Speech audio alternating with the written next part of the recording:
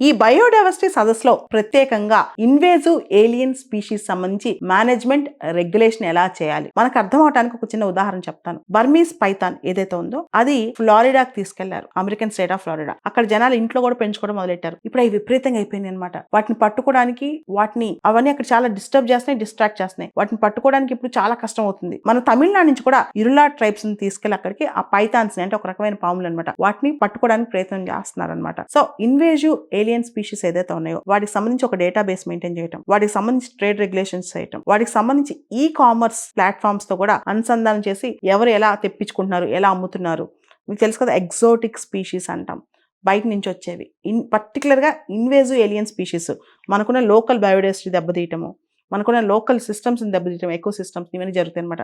దాని మీద ప్రత్యేకంగా డిస్కస్ చేసి దానికి ప్రధానంగా ప్రాపర్గా మేనేజ్ చేసి రెగ్యులేట్ చేయాలని కూడా నిర్ణయం తీసుకున్నారు COP16 సదస్సులో.